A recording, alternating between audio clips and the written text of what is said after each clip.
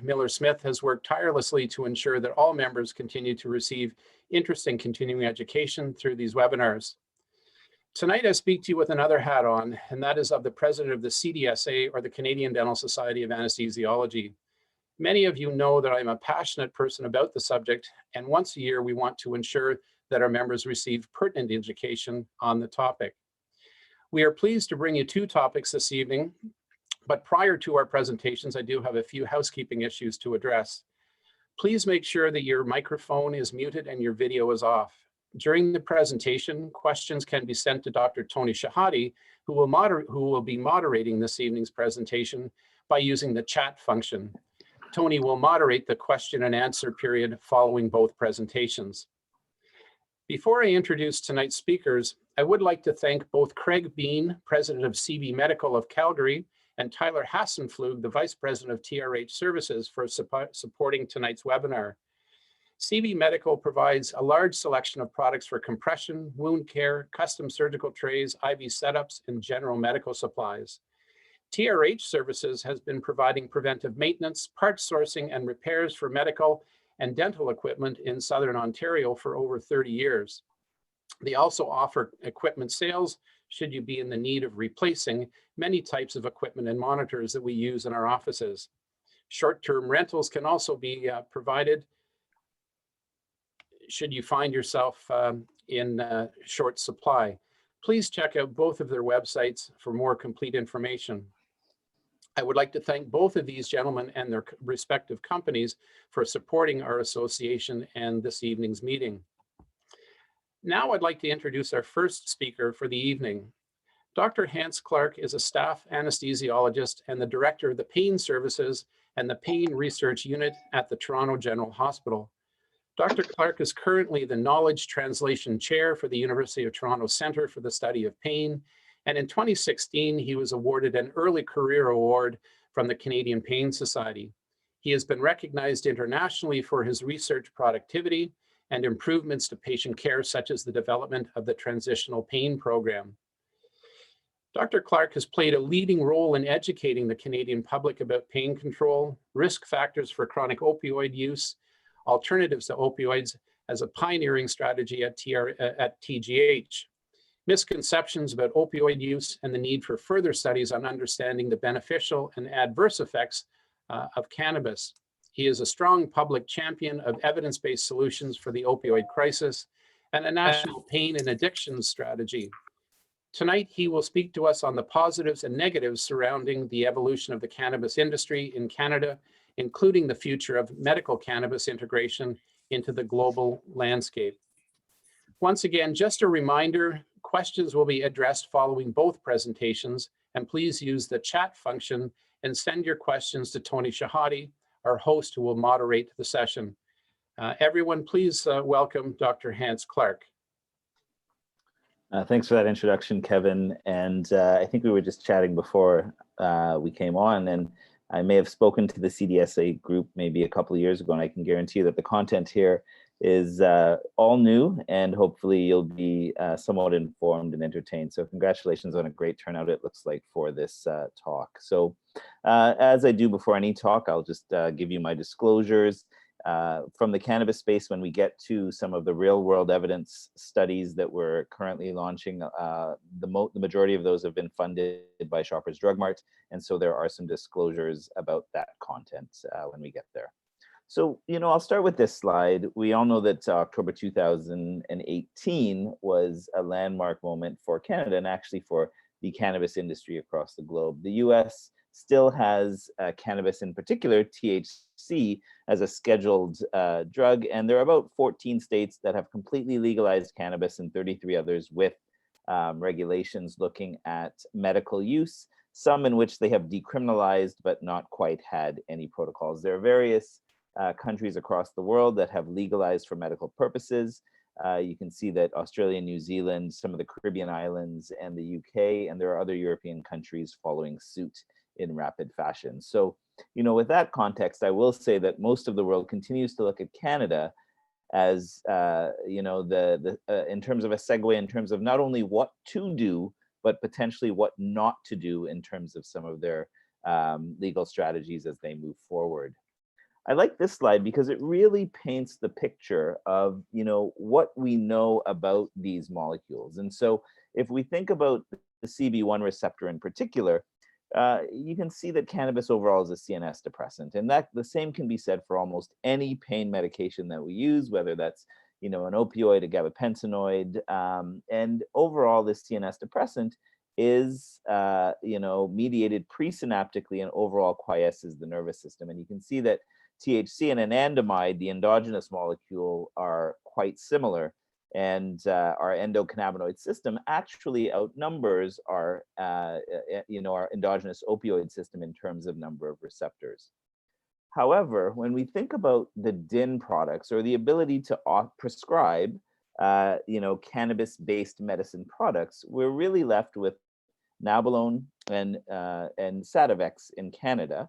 And Marinol has since gone by the wayside. It, however, is available in many of the US states. And when we look at Epidiolex in particular, it is a plant-based extract that has now been approved south of the border for epilepsy, and for pediatric seizure conditions, and something that we may never see in Canada due to the evolution of our industry. And we'll dig a little deeper into some of that. In Canada, we're not afraid to admit that we have been a cannabis-friendly place for decades.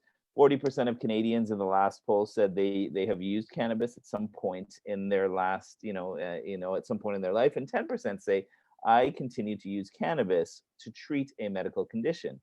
However, when we look at those that have registered legally at the federal level, we're only seeing numbers of about 500,000 Canadians. So if we're thinking that it's 10%, that's 3.7 million Canadians that are using cannabis at some level to treat a medical condition.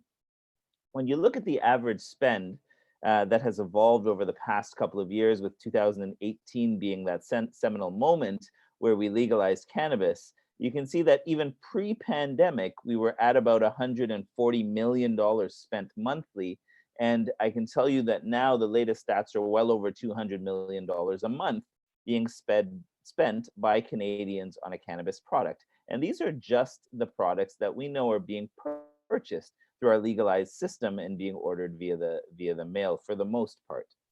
This is one of my favorite slides. And, I can tell you that there are specific areas that we have certainly gravitated to in terms of using cannabis-based medicines and cannabis-based products. And the pain world is certainly one.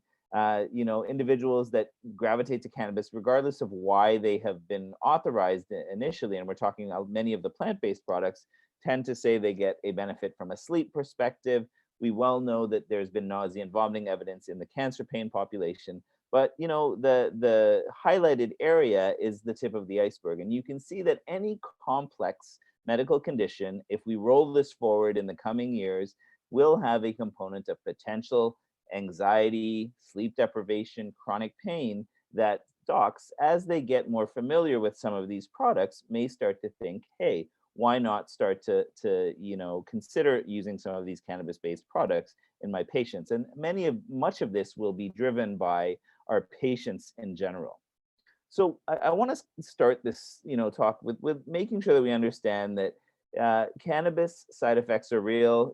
In the adolescent brain, it will certainly lead to a higher incidence of psychosis at a young age. Cannabis use disorder is something that exists.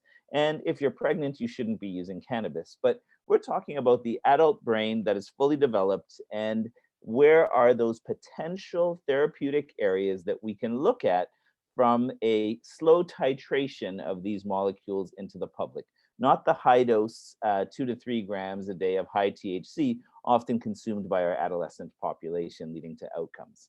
So I'm going to really start with the basic science and look at where the evidence really started in terms of THC and CBD. We know what the industry has told us, and the media has told us.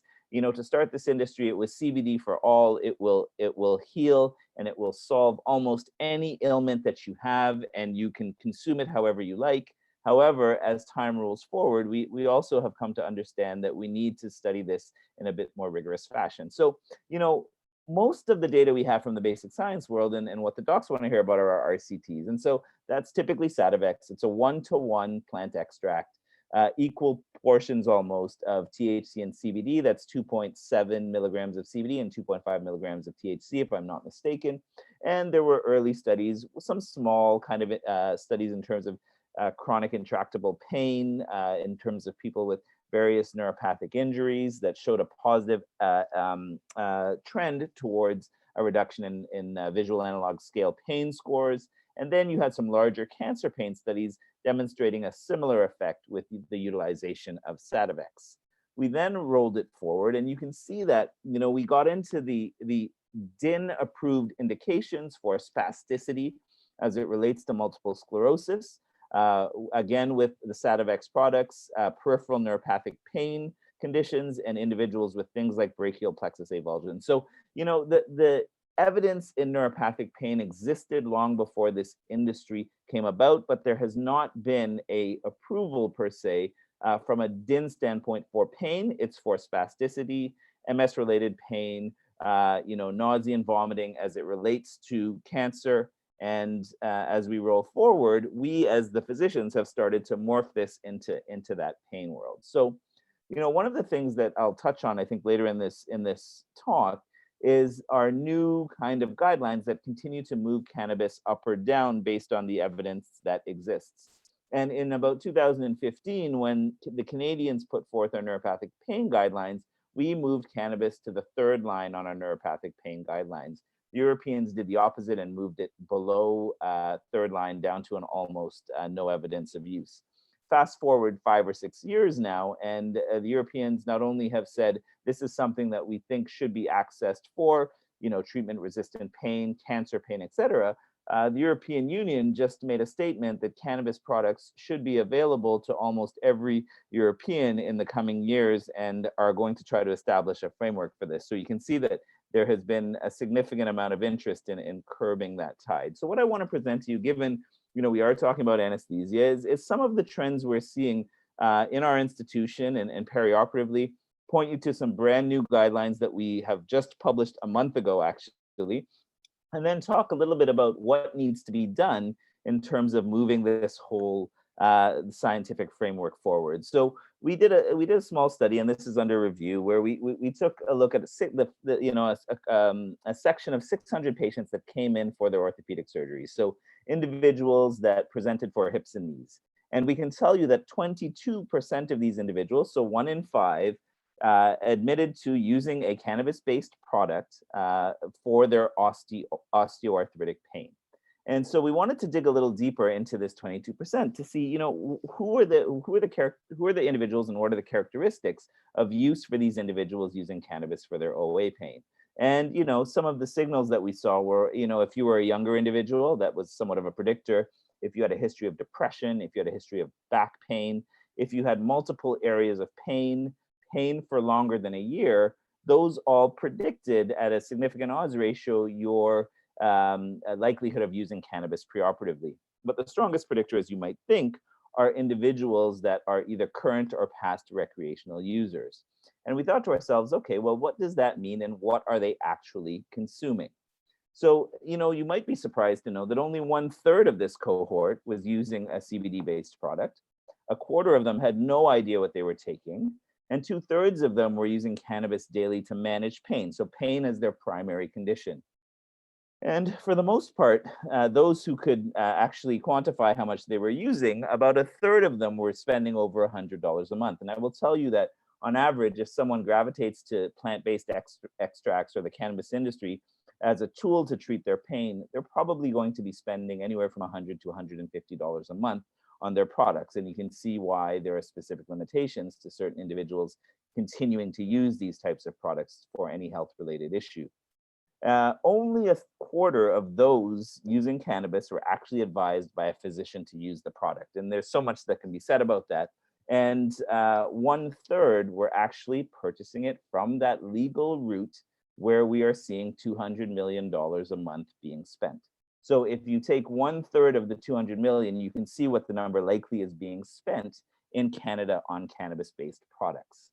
So what we thought we would need to do is, if, you know, 1 in 5 individuals are coming to our preoperative clinic using a cannabis-based medicine, we better figure out some guidelines in terms of what to do with these patients. And so is we put together a protocol, a Delphi protocol, with a small core group of individuals that wanted to come up with, what we do with some of these individuals. And so this was a narrative scoping review prior to getting into the deep, process involved in Adelphi.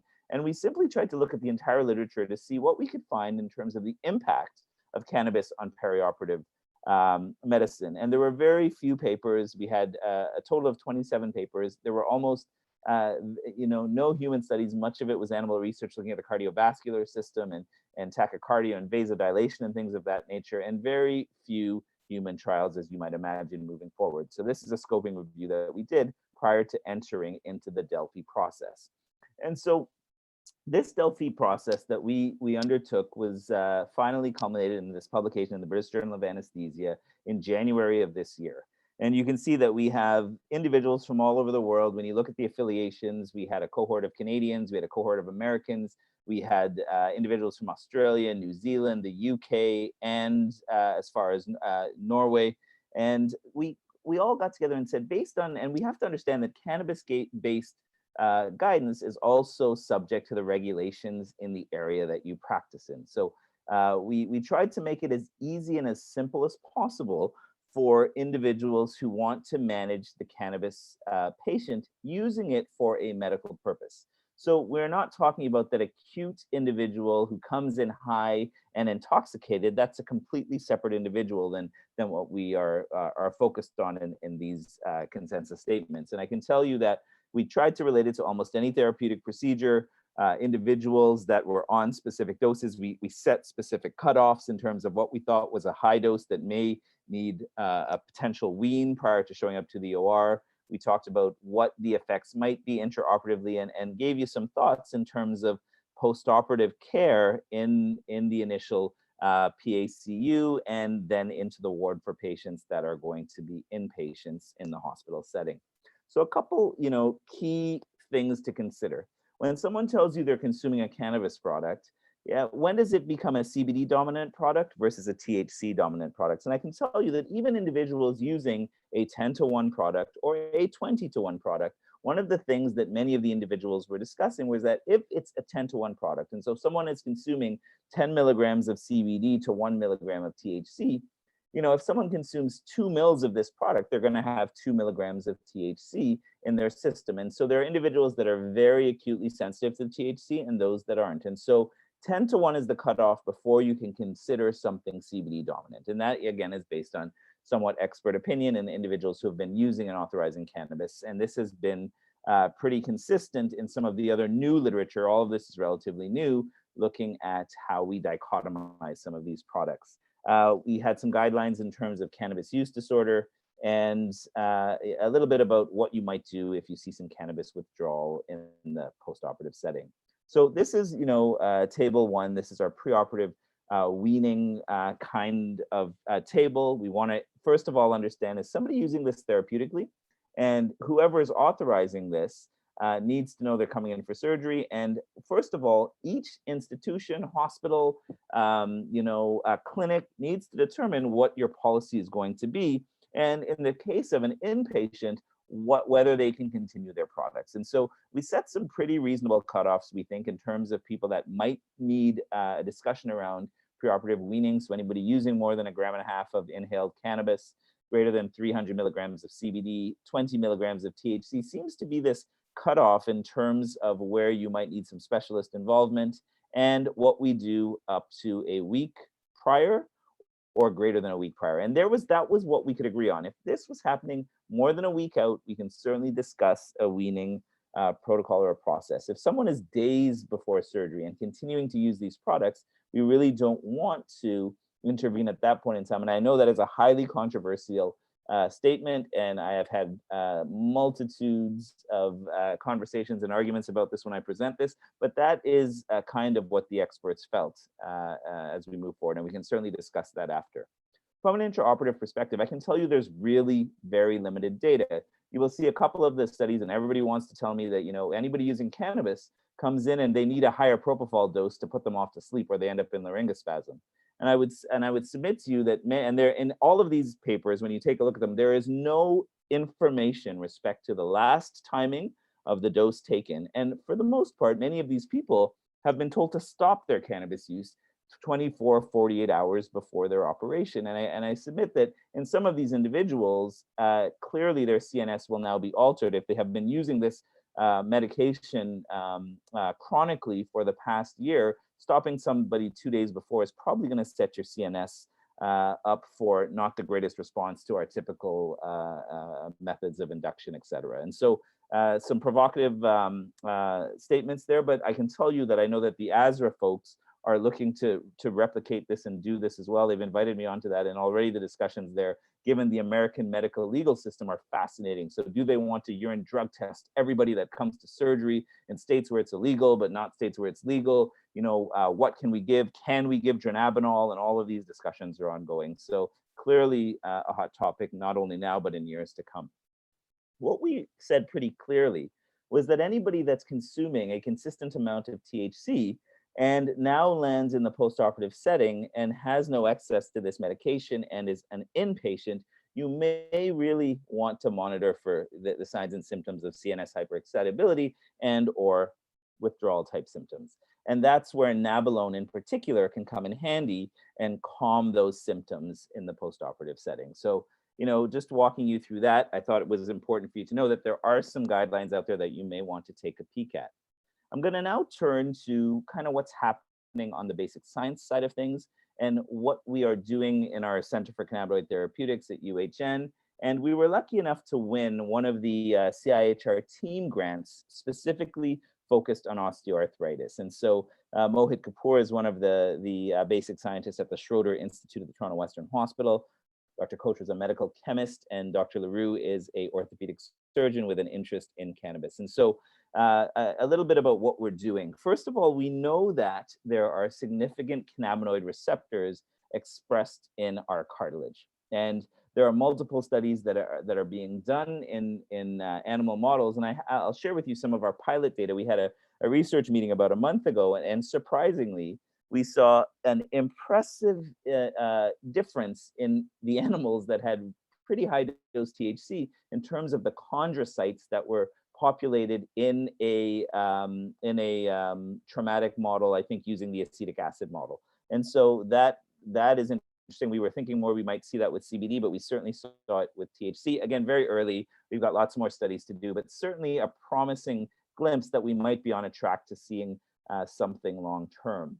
What we're doing, though, beyond our basic science pathway, which is the crux of this, is taking samples of blood, meniscal tissues, and synovial fluid to see, based on some of these products that people are consuming in the Canadian marketplace, what are actually showing up in their tissues. And so I think we'll have some really cool findings as we move forward. And all of these products will be tested via mass spec in the Kocher lab to find out, you know, what are those top 5 phytocannabinoids that are being consumed by these patients and potentially drawing them towards using it for their OA, because they certainly wouldn't be spending this amount of money without continuing to see an effect that in particular.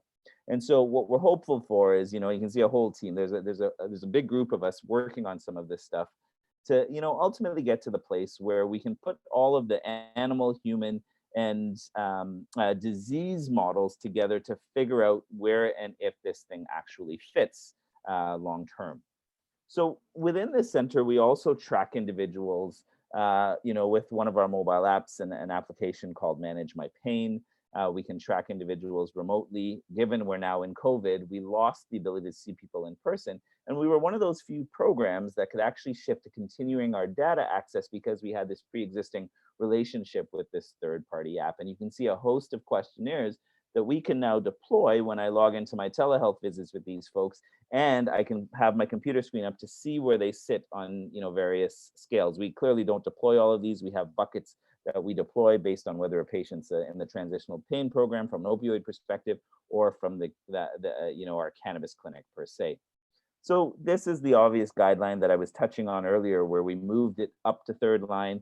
I could probably spend an hour on this slide alone telling you about, you know, the discussions that were had about moving cannabis up above the opioids simply from a harm reduction standpoint. And Unfortunately, I still think even if we did replicate these guidelines today, and I'm being asked constantly to think about doing that, I don't know that we have enough evidence to move it above. And we'll get into some of the reasons why we don't have that evidence and some of the barriers that we're having from a regulatory standpoint in Canada very shortly. So, our transitional program was built to look at kind of the transition from acute to chronic pain. We look at, how many, look at the opioid stewardship concept in terms of how do we get individuals that have come in not taking an opioid and on significant doses of opioids and end up back to their pre-surgical number or weaned off completely. And here was an interesting story about a gentleman who had just finished his liver transplant at Toronto General Hospital. I was seeing him immediately postoperatively because of his worsening pain than others. He was someone that was consuming cannabis inhalationally at that time. He had no clue what was in it. He just knew he was buying it from his friend in a basement and had no plans to stop his cannabis consumption, even now with his liver and being on tacrolimus and some of these other medications. And I guarantee you that these are all, THC, CBD, these are all molecules metabolized by your liver and probably will interact with tacrolimus and some of these anti-rejection drugs. And so, this is where we sit. 1 in 5 individuals are going to consume these medications, and we just need to understand that and try to figure this out. So this individual was, consuming about 40 milligrams of hydromorphone on a daily basis. I convinced him to maybe use a reputable source so that he can understand what he was using. And this goes back to, I think this was 2015, so 6 years ago now.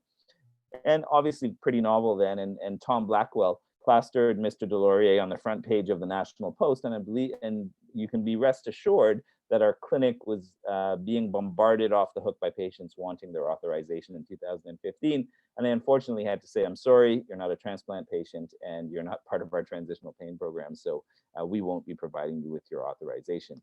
Fast forward 6 years, they don't need the authorization. And that's why I think we've lost a huge opportunity to actually get a handle of what things are doing. So here's another brand new publication just online also earlier this month, actually. And it's published in the Canadian Journal of Anesthesia. And this paper is a cohort of 1,000 patients that have come through the Ontario cannabis clinics early in the process. So as soon as this became part of the MMPR guidelines, we said, hey, let's get on this. Let's try to figure out what these folks are using and how they're going about using this. Now, unfortunately, there is no data in terms of the inputs people are consuming, and I'll follow up on that in a couple of minutes. So, this is table 1. We enrolled 1,000 patients here. At this point in time, only 757 patients completed their baseline assessment. And to 6 months, we really had about a third of that population, of that 757. And we had a hard time with reviewers for this, and that's part of the problem here. And so if we don't have an RCT, the supposition is, well, this is completely a biased sample.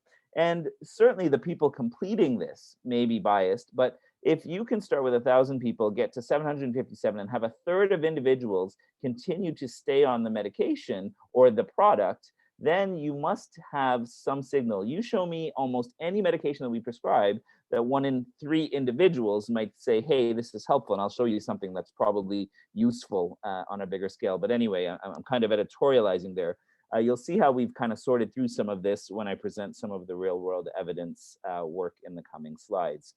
So you can see here we have our cannabis naive users, and we teased those individuals out from the cannabis pre-existing users. And so when we look at this progression across the 6 months, the most important thing to see here is that, most of these individuals were using cannabis for pain. So that's 90% of them that were in this cohort were actually seeking cannabis for use for their chronic pain. And so that's why the title was Cannabis Use for Chronic Pain.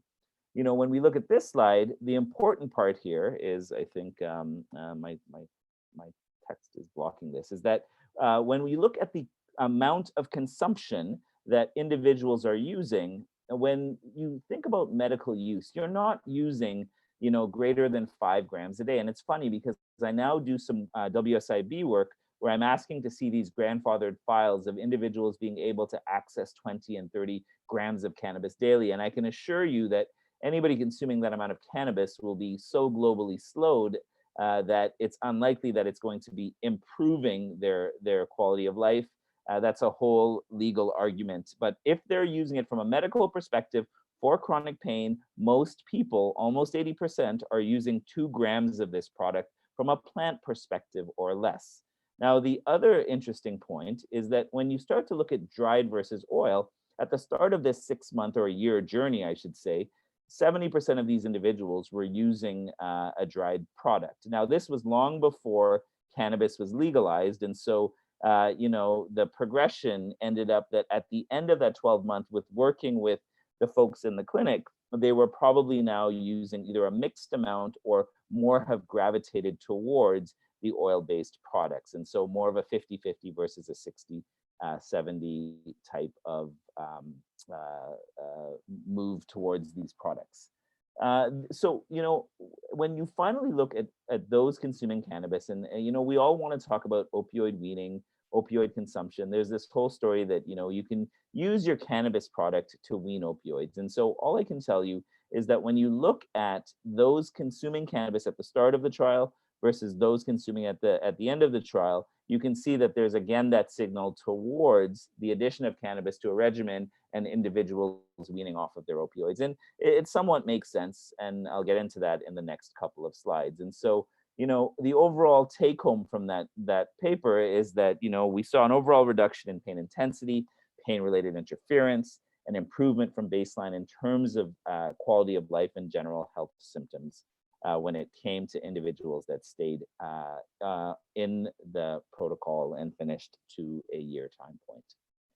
So we have this magic 90 milligram or greater dose that is out there. This was created by the CDC. And just so you have some background, because it does seem like it's been magically plucked out of the air, I can tell you that that 90 milligram number comes from any individual, according to the CDC, that was on 20 milligrams. If someone landed on 50 milligrams of a daily dose of morphine equivalents, their risk of fatal overdose was 2 times greater. And anybody who was 90 milligrams or higher, the risk of fatal overdose was 10 times greater than somebody at 20 milligrams. Hence, the new opioid guidelines, which have been called into question multiple times in the US and is under heat in Canada as well, given the rapid weaning and tapering schedules that you've been seeing.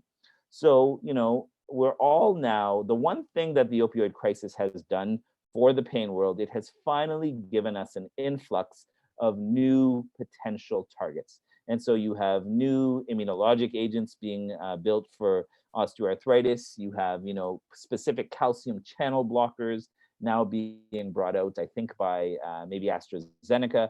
And this curiosity about how cannabis might play a role, given we have all of this anecdotal evidence for the past decades. And so there's no doubt that, cannabis is being used for this opioid weaning concept to use for pain. And with any patient, and it's funny, we see a ton of these, we get a lot of referrals for these. I can tell you someone with a full-blown opioid use disorder on high doses of opioids, adding cannabis to that regimen without them getting some control of their opioid use disorder often doesn't land in a very good place. But if you take someone that has an understanding of their issue or is on a high dose of opioid that is trying to be weaned and in a more controlled setting, cannabis has been pretty useful in terms of some of the patients we've seen. We know that from a basic science perspective, the opioid and endocannabinoid system are co-associated in the dorsal horn, in the locus coeruleus, in areas of the dorsal striatum, and the fact that there is a ton of animal data to support robust opioid sparing in animal models. And so on the human side, we're really trying to catch up, and we are stuck because Health Canada in general has yet to allow us to use these products in the industry. And I'll tell you that is the industry's undoing of themselves. The only thing that was important as Canada built this industry was the understanding how much can you grow and how much can you sell, and that denoted a successful cannabis company. Whereas if you look now at the next hottest area, which is probably psilocybin and magic mushrooms, and everybody thinks that we're going to legalize that, those companies know they have to go down the preclinical pathway. They must find molecules to go down a phase 1 and phase 2 study. And I guarantee you that those types of molecules may well make it over the hurdle to get into that DIN pathway. That being said, there are currently open letters being written to the federal government and to Health Canada to allow us to use these products that you can literally walk into a dispensary and purchase. You can log on to Shoppers Drug Mart and be authorized to purchase, but we can't study in a randomized controlled trial because none of them have that CMC data to say what's in those products. And so just some food for thought as you think about where this industry is. So we're stuck with a RCT with full ethics approval, and Health Canada won't give us permission to use any product from any industry partner. So I've put out a call to any Canadian licensed producer to provide me with a product that Health Canada will approve, and we are still probably months, if not years away, if they ever decide to go down that road. And so we'll see how this moves forward. So, you know, what's the other way forward? And I can tell you that the only way forward is to start to look at these, you know, without the context of what has happened in decades past. And so this is one of my favorite slides because it really shows you that a lot of the research, if not all of the research, up until 2000 was based on the harms of cannabis in the adolescent population. And so, from the pain perspective, there were only about 13 trials in about 2017 to 18 focused from an RCT perspective, registered on clinicaltrials.gov.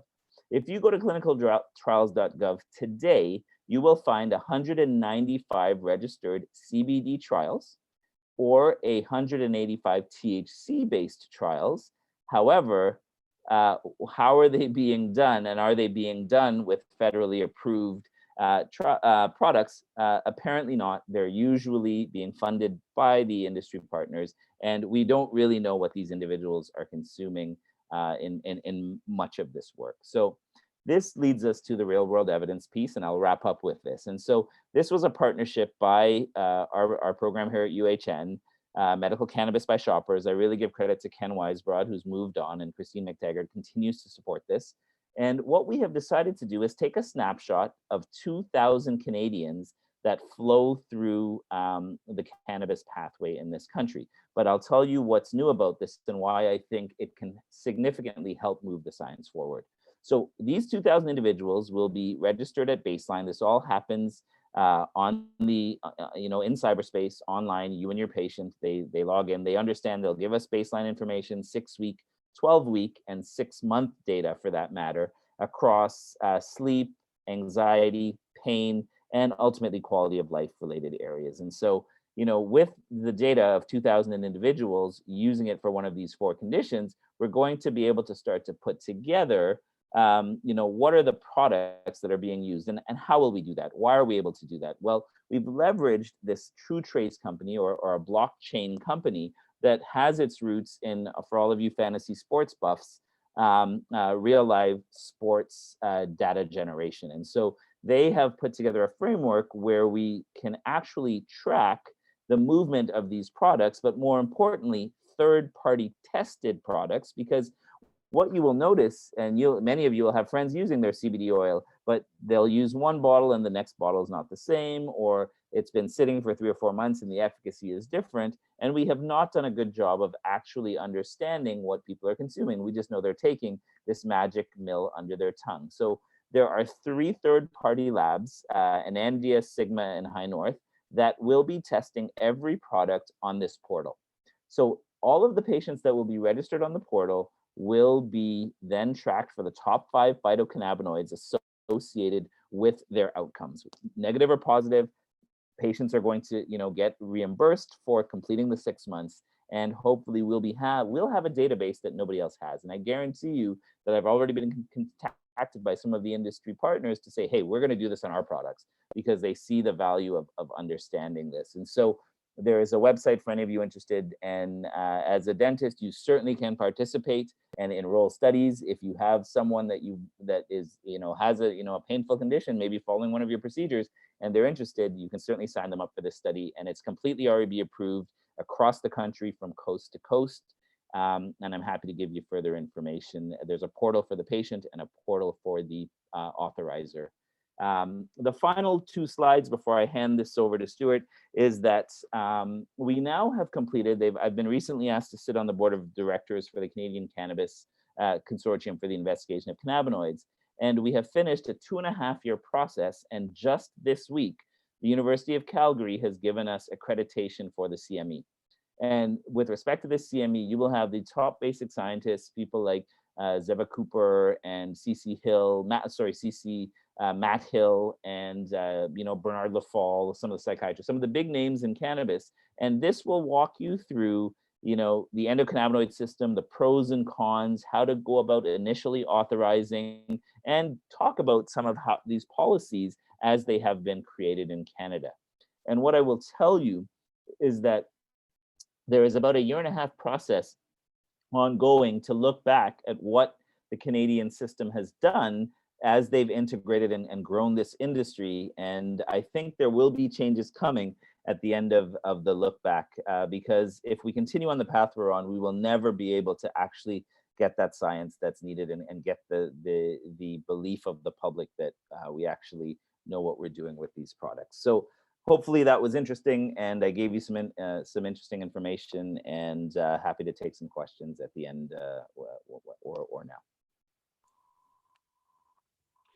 Great, thanks very much, Hans, for a very interesting presentation. I'm looking forward to some of the questions afterwards. So next, I would like to introduce Dr. Stuart Lieblich. After completing his residency, Dr. Lieblich assumed a full-time position on the faculty at the University of Connecticut, and until 1988, and currently, he maintains a part-time teaching appointment at the University of Connecticut as a clinical professor. At the university, he lectures on head and neck anatomy with a special focus on the temporomandibular joint and the anatomy of orthognathic surgery. He is also on the medical staff at Hartford Hospital in Connecticut, the Connecticut Children's Medical Center, St. Francis Hospital, John Dempsey Hospital, which is part of the University of Connecticut Health Center, and the Charlotte Hungerford Hospital. In his private practice at Avon Oral, Facial, and Implant Surgery, they were the first in our field to utilize advanced opioid-free medications that are safe and effective for pain management.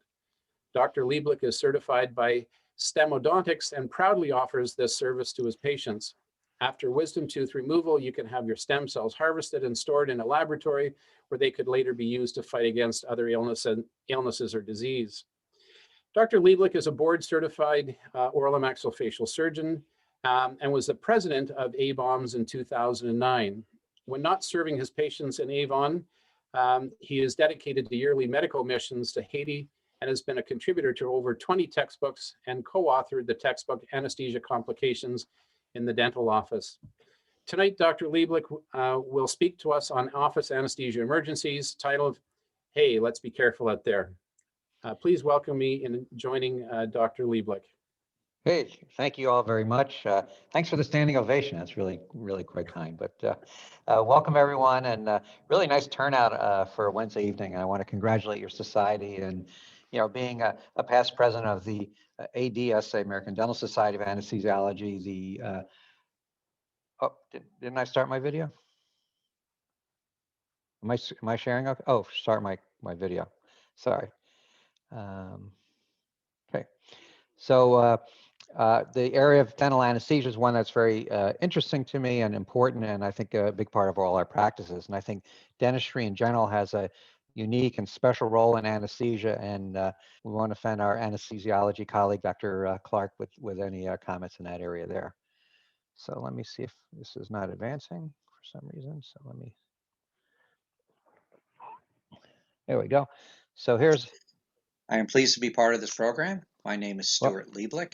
I graduated from the University of Pennsylvania. There, but anyway, I did want to put one disclosure that I am a consultant with Pacero Biosciences, the manufacturer of Exparel, which I won't be talking about tonight, but just to get the disclosure out of the way. And as Kevin kindly mentioned in our shameless commerce division of this talk, I was privileged to work with Bob Bozak and many other co-authors of this textbook. And so it is the #1 selling textbook on Amazon in the area of dental anesthesia at this point, a very unique and limited amount. So where do we go? We know that providing anesthesia services are very important to us and our patients, obviously. When we treat patients, our abilities to administer anesthetics are critical.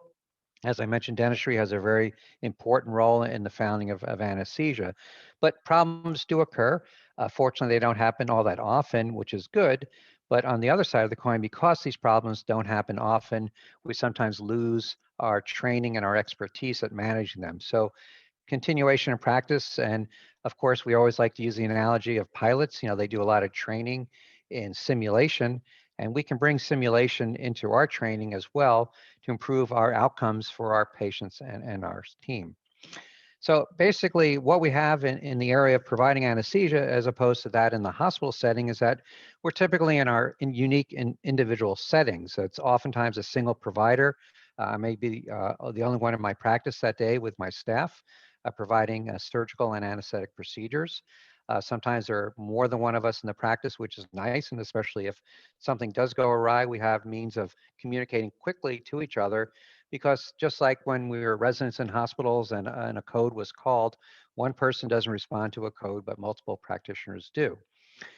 Who else is on our team? You know, that's kind of the crux, and we'll talk a little bit about some of the political aspects, and I'm not that conversant with the Canadian rules and regulations as well as some of the political aspects, but I think a lot of our problems tend to drift north as well too, and the issues that we are facing in the US is probably not that unique to what you have in Canada. And mandating education, mandating CE and things like that are somewhat important, but we know there's more to it than just that. And there are organizations out there that want to basically run how we or tell us how we should be running our practices. Again, multiple societies, the ASA, along with the Society for Pediatric Sedation and others, you know, basically I've put together some guidelines, and you know, again, we have to integrate that into our practice settings. So in our practice, we're in a suburban area outside Hartford, Connecticut, nice community, and I have a staff. We're fortunate we have a couple of RNs on our staff, but not many oral surgeons do. And a lot of our other staff members are basically dental assistants that we've trained to know and work with us during an anesthetic procedure. And so what we need to make sure is that they have these skills, and that we know that some days some people are there, some days people are out, and other people may be called upon to take on a role that maybe they're not as comfortable. And we need, as leader of the team, to be assured that our team can function together as a team, in fact, and that someone is monitoring our patient. They know what the capnographic waveform should look like, the significance of that. As you drill down there, they should know what the heart rate and blood pressure is. And it's interesting that sometimes our staff rather, don't know what some of these things mean. Can they identify a P wave and a normal QRS? Again, I think that's probably stretching the goals and needs of what they should be doing, but they should be able to identify an abnormal versus a normal pattern. And also, our assistants need to be very cognizant on the equipment, because when things go awry, if someone starts to vomit, potentially with aspiration, we need to, we'll call out for the Yankauer suction, but does our staff know where it is and what that is? If we feel we have to place an LMA, a laryngomask airway, can they get that for us so they know what it is? And interestingly, can they draw up a solution? You know, we think it's very intuitive to put a needle in a vial and draw out a cc or two of saline or a certain drug or medication. But for someone who hasn't done that, or maybe hasn't done it for 20 years, it is quite disconcerting to them.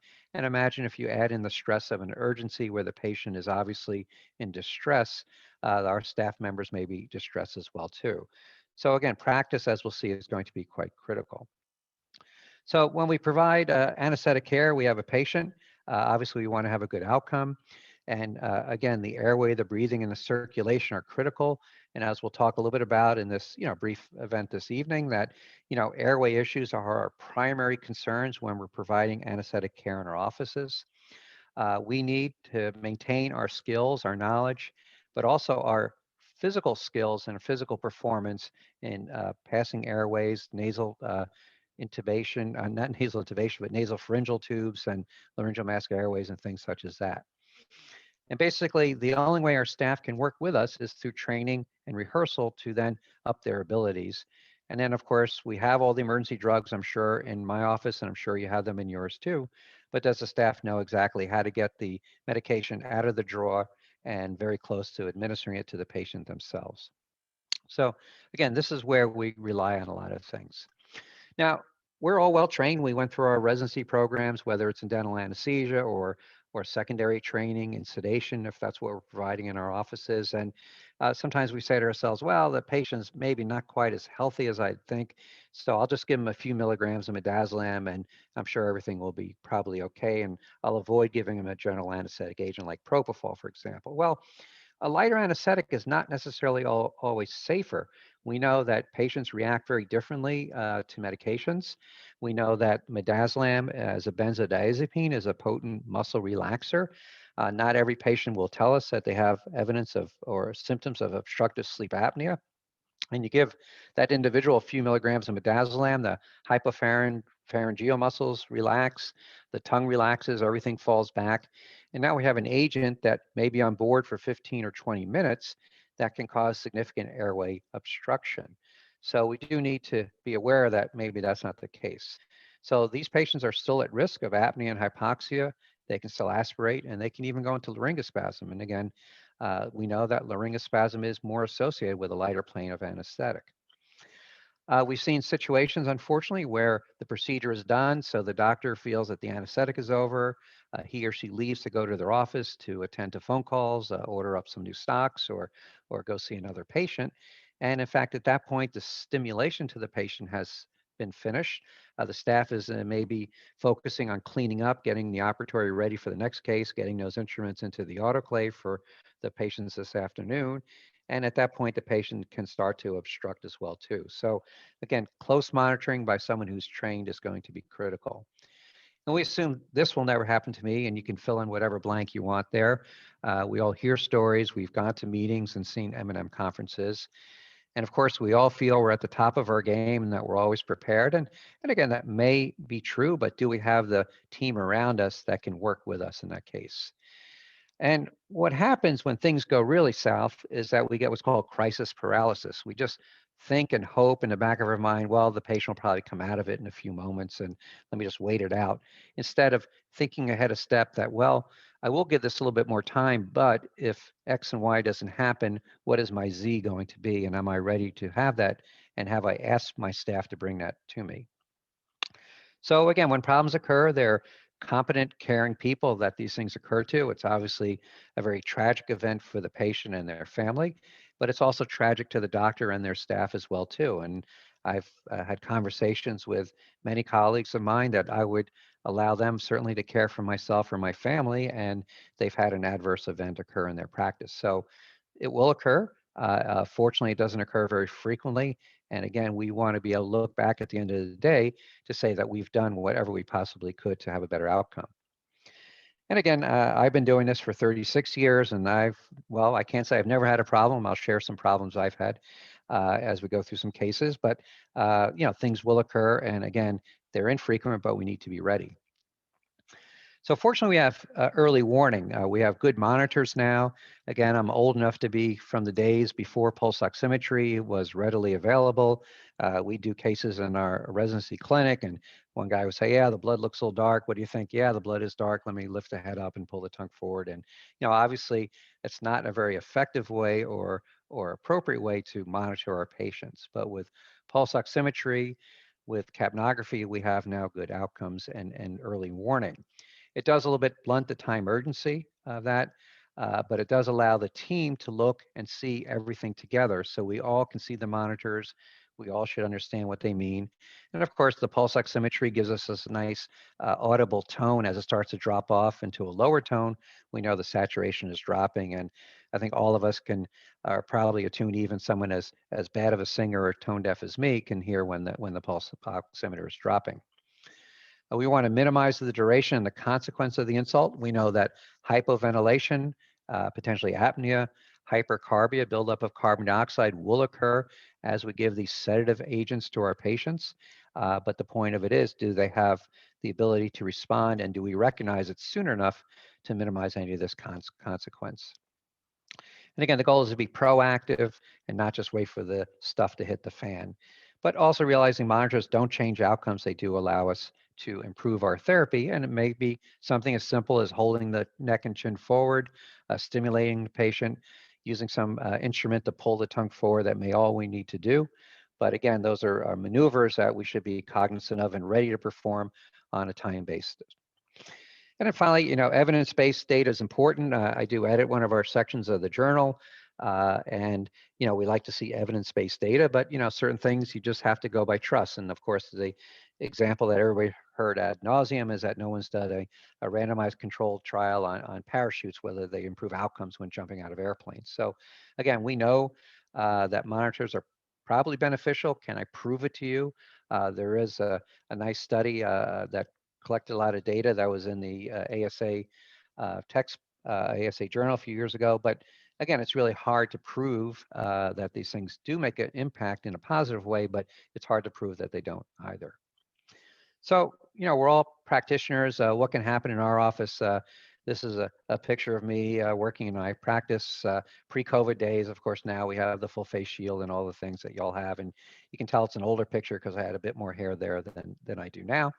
But I have one person who's my surgical assistant, another person supporting the airway, watching the monitors, very diligently.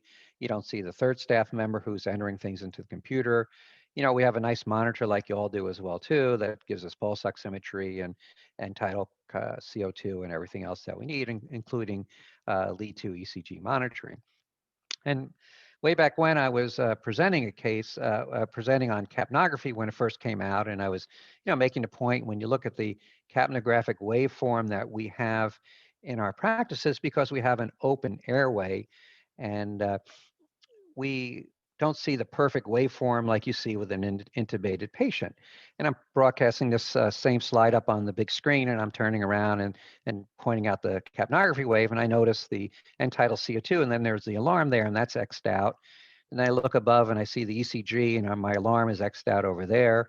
And then I look down here on the pulse oximetry reading and see the alarm is X'd out over here as well too. And so I realized that, all my alarms are basically shut off. So I went back to the office on that Monday, and I said to myself, it's interesting. We got these nice new monitors and we see capnography and everything, but we have all the alarms turned off. And someone said, yeah, Dr. Lieblich, the alarms go off and they bother you and you get all aggravated with us. So we found that the cases seem to go smoother when we turn off the alarms. And so that was a kind of a good teaching point for me.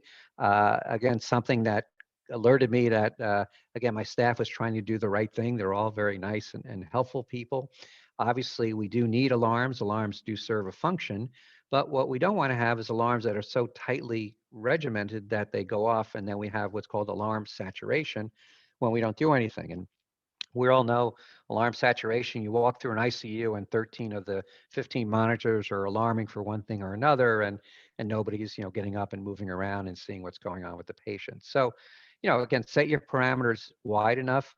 Do you need to know that the SpO2 is 95? Probably not, but you do need to know it's 90 or below. Same thing with apnea. Do we need an apnea alarm that goes off if they breathe less than 8 times a minute, but maybe 3 to 5 is important? And again, we know they're going to fire off every once in a while because the patient mouth breathes or has some other aspect. So again, utilizing our machines appropriately and training our staff so they know how to work and utilize the machines are just as important for us too. Now, also too, we're dealing with another huge variable, which is our patients. Patients come in and you can put in an average weight, 140-pound, 17-year-old that's coming in for extraction of third molars. And the drugs that I give them can vary from 2 to 5-fold. So titration is important. We like choosing medications that have rapid onset so that we can give a small amount. They'll be highly lipid soluble, so they cross the blood-brain barrier very rapidly, and therefore we can see the effect of the medication and then determine, A, are there any adverse responses, and then B, do they need more? And then, of course, we don't hopefully overshoot that. Obviously, with the use of pumps and other means of delivery, we can more tightly control the agent delivery. But in our practice, we are using the bolus technique and then relying on good local anesthetic for most of that occurring. What is the likelihood of apnea? Well, on any given day, on any given person, I can't tell you. I can tell you maybe it happens once or twice a week. That's anything of consequence where we need to do an airway maneuver, but I can't tell you which of those patients out of those that I treat it's going to happen to. So we know it's going to happen. We just have to be ready when it occurs. And most importantly, what is the likelihood or how much time do I have for hypoxemia to develop if the patient were to stop breathing? And so that goes to what we call our resiliency and reserve of our patients. And then once they become hypoxic as well as hypercarbic, so they start to reduce the amount of oxygen coming in, but also CO2 tends to build up. And it's almost the hypercarbia or the increase in CO2 that may be more detrimental to the patient. The increased CO2 will reduce the pH. Remember, CO2 will be carried as carbonic acid, so the pH drops. That affects cardiac conduction. It affects the potassium ions. It does affect calcium as well too, but it's basically the cardiac response. But the other thing it does is that, remember, most of our drugs that we're administering are very highly protein bound. So midazolam, for example, about 85% protein bound. And when you start retaining carbon dioxide, what happens is that carbon dioxide is going to be carried on the plasma proteins as well too. And it does that by pushing off other things that are stuck to the plasma proteins. And one thing that will pop off the plasma protein will be midazolam. So now you're increasing the amount of free drug that's available. So although the patient might have been in a nice steady state, maybe got a little bit too deep, they start to retain carbon dioxide, the pH drops. The carbon dioxide now starts adhering to the plasma proteins, kicking out more free midazolam that's now available to cross the blood-brain barrier and therefore increase the profundity of the effect. In addition, carbon dioxide itself is also an anesthetic agent. So it's kind of curious that we give Horace Wells, who came from Hartford, Connecticut, where I am from, and we give him the credit as discovering anesthesia, of course, with nitrous oxide. But prior to Horace Wells doing experiments with nitrous oxide and treating patients with it, there was a doctor in England that was chopping off the legs of rats and seeing how they did with one limb missing. And in order to keep them still while he cut off the legs, he put them in a chamber with high carbon dioxide concentrations. And it turned out that these rats would basically stop moving for a while. He'd get in there, cut the leg off, and then some of them would have enough respiratory drive to come back and try and limber around on their three limbs. So carbon dioxide itself is an anesthetic agent, although not one that we typically use, from that area. So when we're treating patients and we have all these drugs in our emergency kit, what is your thresholds for getting out these drugs? I mean, what would it take for you to give someone ephedrine or phenylephrine if their blood pressure bottomed out? If they started developing allergic response, would you be comfortable at giving them epinephrine? And again, we know we have these drugs. We know what they're for. Again, this is, I'm sure, a very sophisticated group. Otherwise, you wouldn't be hanging out, listen to me droll on a Wednesday night. You'd be watching something interesting on Netflix. But again, we're going to have crisis paralysis. And we're not going to want to start cutting people's shirts off and putting on the AED pads if we think they're getting a little bit of an arrhythmia. So it's a big challenge for us and one that we have to sort of overcome a little bit in our own treatment. Now, the other side of the coin is I was doing a talk with someone one time whose name I won't mention, but you would recognize. And he's saying, yeah, if the blood pressure drops a little bit, I give him some phenylephrine. And if it goes up a little high, I get out the labetalol. And, for me, if I'm getting out these drugs, again, it's not what I call a good day in the office. It's a significant issue. But, there's probably some medium or happy point between the two of us where we should be ready to give these drugs. And again, epinephrine, I'll just pick on that one. We're reticent to give it if someone were to have a significant asthmatic reaction or allergic reaction that's starting to lend towards or to trend towards anaphylaxis. Epinephrine is a drug that was given when I was a kid. That was the drug that they gave me for asthma because we didn't have albuterol way back in those days. And so we tolerated it. I'm still here to talk about it many years later. Patients go to the emergency room with anaphylaxis, and sometimes the most common cause of morbidity and mortality from that is a insufficient dose or a delay in dose of epinephrine. So Again, these are drugs that we're trained to administer. We all have in our office. Again, we don't want to give them out and administer them if we don't have to. But again, I kind of classify that as what's called a bad day in the office. And the reason is that we're dealing with these low frequency, but very high impact events, so that when they do occur, it has a very poor outcome for us. I sort of mentioned this earlier that a lighter anesthetic is not necessarily safer than a general anesthetic. I sort of changed my paradigm a little bit that if I have someone who's medically compromised, maybe they're obese, they have a compromised airway, do I want to give them 3, 4, or 5 milligrams of midazolam and risk having all that muscle relaxation for 15, 20 minutes? Or am I better off giving something like propofol, which will have a rapid onset, but a rapid offset within 3 to 5 minutes, so that should they become hypoxic and apneic, can I support their airway? Can I carry them through for 3 to 5 minutes versus trying to carry them through for 15 or 20 minutes? And also we know too is that the procedures that we're doing are important. I don't belittle what we do in dentistry and oral surgery, but again, the risk of the sedation is greater. Also too, the procedures that we're doing almost without exception can be stopped. We can leave a root behind. We can put in 5 of the 6 implants that we planned. Today, I'll admit it, I had a kid in for obviously a past drug abuser, was honest with his history on Suboxone and everything else, but he just did not respond well to the anesthetic, and I got the upper teeth out, but we called it quits there, and we'll come back another day and do the lower teeth. So it's picking and choosing, and knowing when to say no is always a tough part. So being a fairly simplistic person, I like it break down to what I call the 3 R's of our anesthetic emergency management versus readiness. We'll talk a little bit about that. The recognition, we commented a few things about monitoring. I think that we're all good with our monitors. And then finally, our reaction, and not only our reaction, but our reaction of our team. So we need our staff to be organized.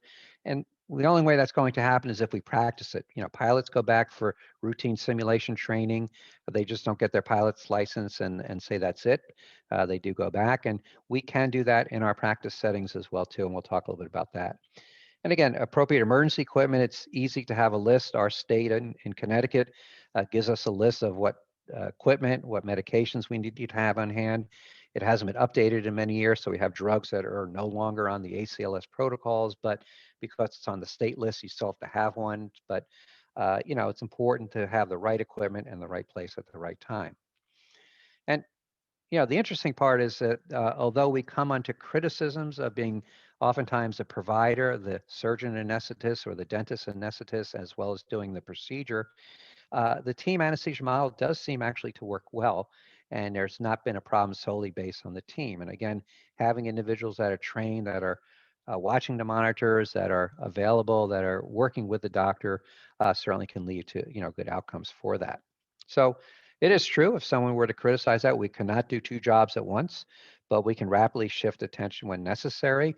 Again, if you're doing general dental procedures or endodontic procedures under sedation, you can stop and put a temporary restoration on the tooth, come back another day if the patient's not doing well with their sedation.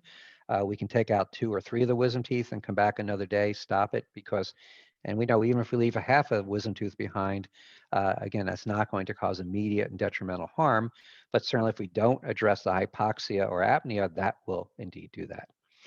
And our staff wants to be partners. They like learning. I think the more you train them to ask questions and point things out to them, the more they respond. And it's something that took me a little while to learn, that they do enjoy it and feel mentally challenged. They enjoy the challenge at work. And I think giving them that opportunity when things are not perfect to say, what do you see on the monitor, and explain the differences and how the Untitled will come back quickly, but the SpO2 is going to take a little bit more time to come back up from 90. And when it comes up to 98, they think, boy, that doctor knows what he's talking about, but it also sticks in their mind that they understand what we're doing as well too.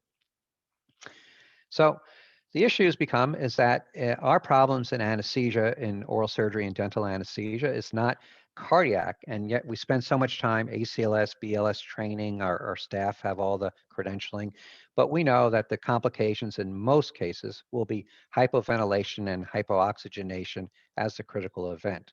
So we need really to focus our training, in that area. Basically, a good thing to do is what's called SimMan training. These are two doctors working on a SimMan. A SimMan is high fidelity simulation. It does allow a trained facilitator to give prompts, to give case presentations, to change the parameters, and then it gives us a chance to learn, to interact, to work together to basically save the mannequin, in this hotel room. So it's good training. Certainly, any education I always feel is good education, but it's not, perfect. This is better.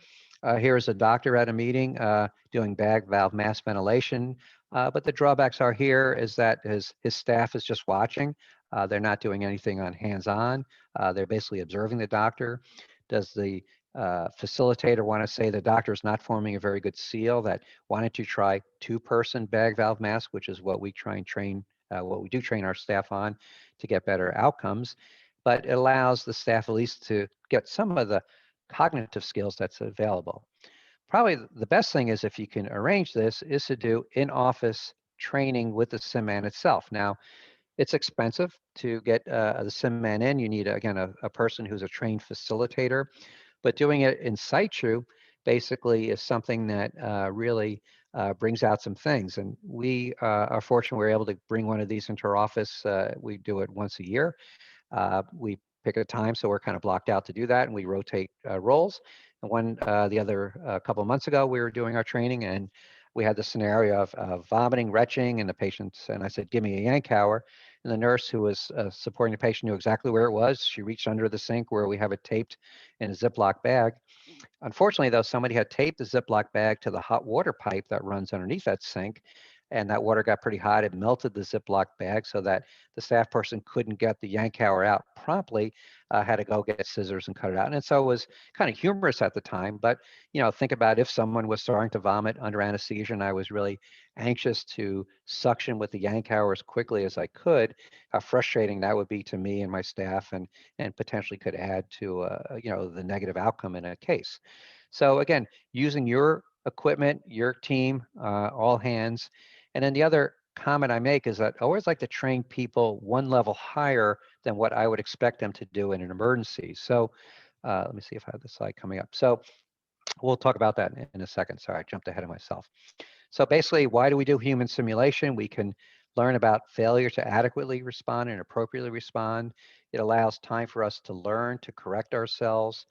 If you have more than one doctor there or someone who's a trained facilitator, they can say, well, you did X, Y, and Z well, but you missed the fact that there was ST elevation on the ECG tracing and you did not respond and deal with that. So it does efficiency. It does allow the team to know where things are and allows you to work. And I won't run through some of these scenarios. This is Dr. Karen Crowley, but these can be very, very realistic and again, with full monitoring, and allows the whole team to work together. Problem is there's not enough SimMan to go around. More importantly, there's not enough SimMan trainers or facilitators who can run through the scenarios with you and your staff to get a good outcome. And basically, we can barely get through that. And, does intubating the mannequin really lead to intubation proficiency?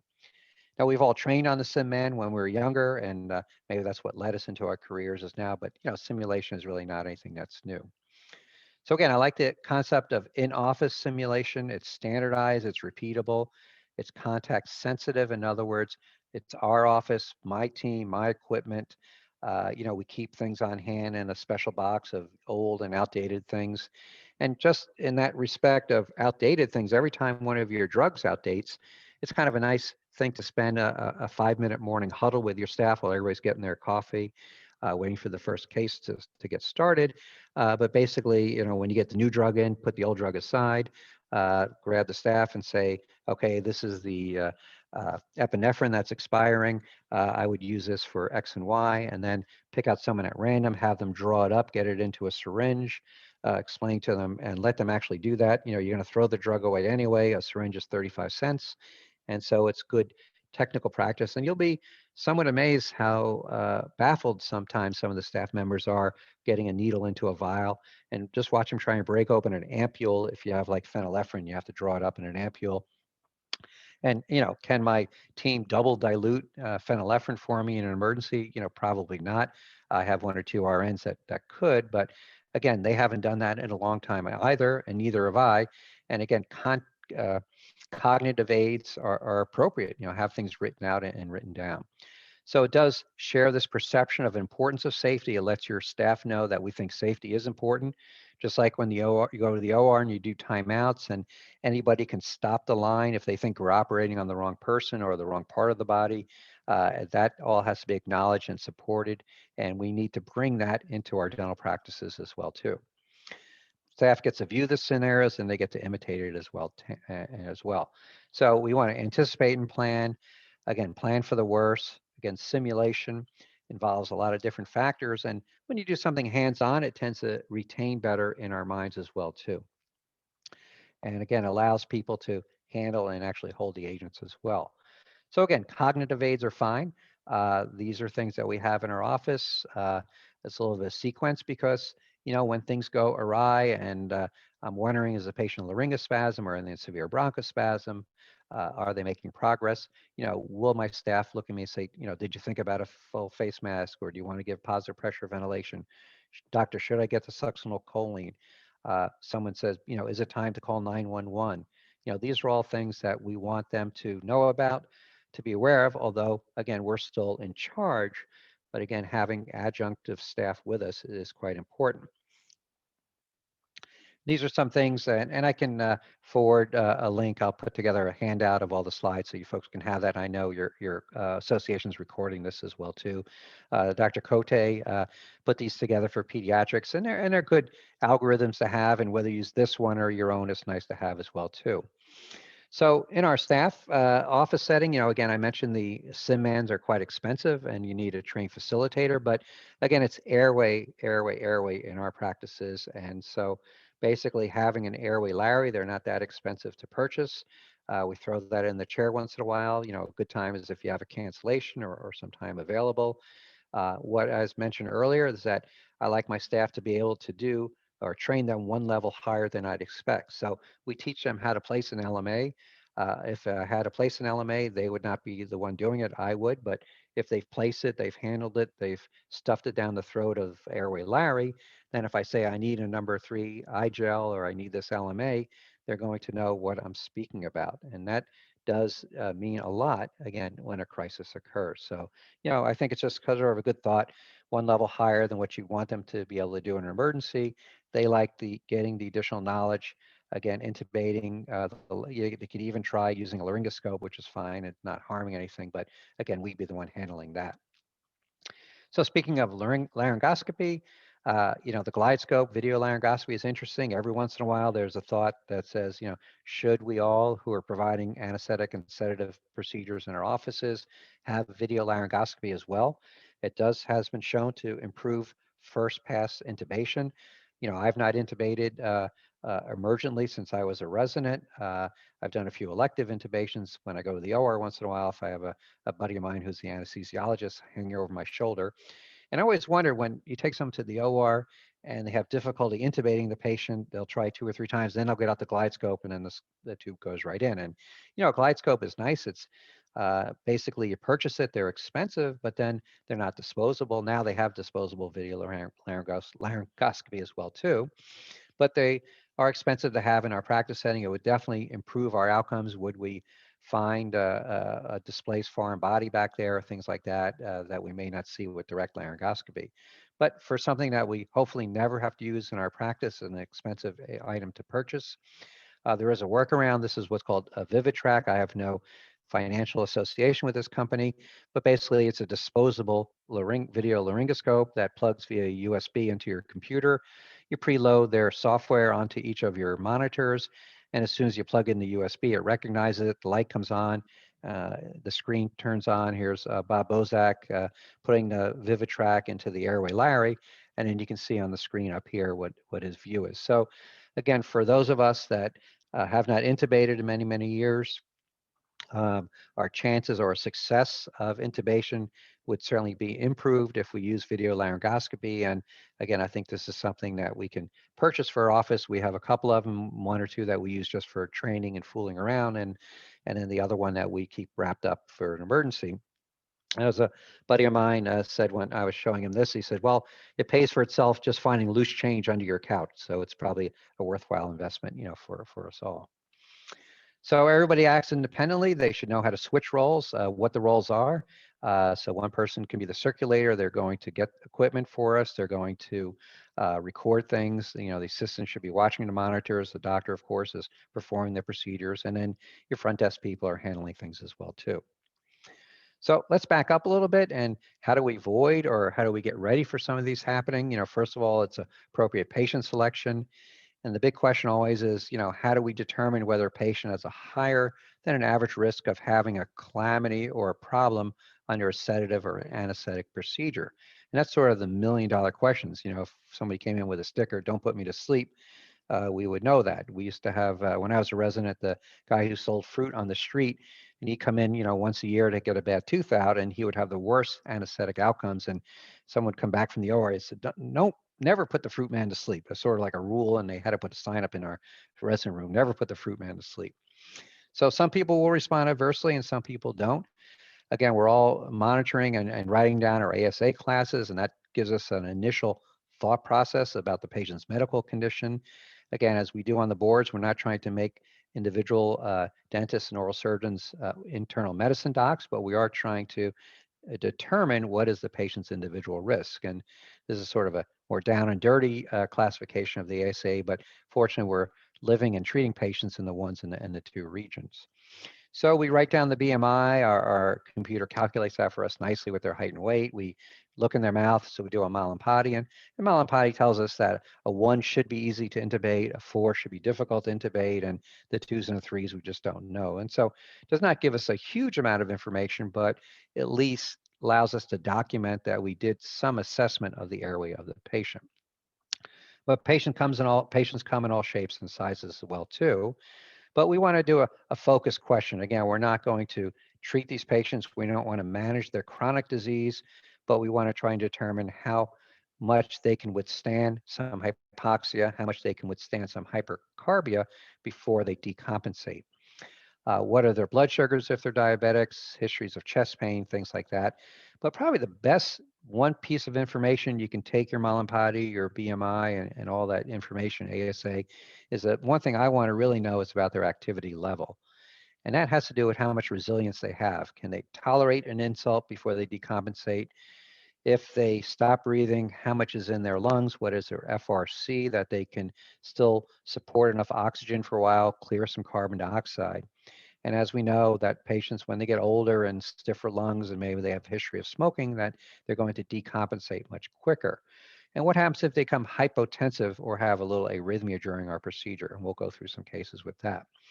So the one best piece of information that I want to know about is what's called their METs. And it's not the New York Mets, although I get very excited for my team every spring training, and then my hopes are quickly dashed by the end of April, early May. And this year doesn't appear to be any different in that regard. But METs is basically the metabolic equivalent. So you sitting there listening to me drone on, you're basically developing or utilizing 1 MET of energy. If you see on this scale here, that if you can walk up a few flights of stairs, do heavy housework, you can develop 4, 5, 6, and even up to 10 or more METs. And some of the exercise machines now I see at the gym will actually tell you what your MET level is. So the key thing is in anesthesia is that if they're 4 METs or greater, their ability to withstand periods of hypoxia and hypercarbia are much better than if they're 4 METs or lower. So this allows us now to ask a kind of a different series of questions about their activity levels. Can they walk up a flight of stairs? Can they do heavy housework? What kind of things do you like to do? They're non-threatening questions to a patient. So they think you're being interested in their lifestyle, and we just want to really know how much energy level they can develop. Because if someone can get their heart rate up to 110, 120, and not huff and puff significantly, that would indicate that they can tolerate a little bit of an anesthetic effect during our procedure. So something I'll record if someone I think is an ASA 2 or greater, and especially when someone's in ASA 3, maybe they're a 4, you know, that's a pretty big line there.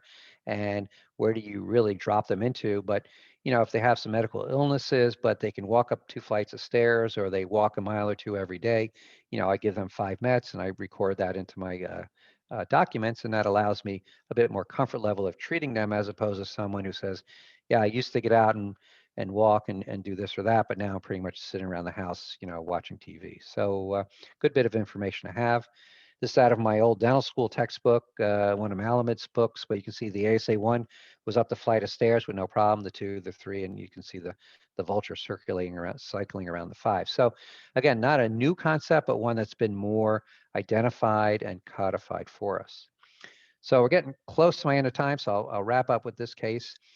Case that happened to me in my practice a few years ago, a 22-year-old for impacted third molars, you know, a relatively normal body shape, straightforward mesioangular third molars, straightforward case, ASA1, wants to be asleep.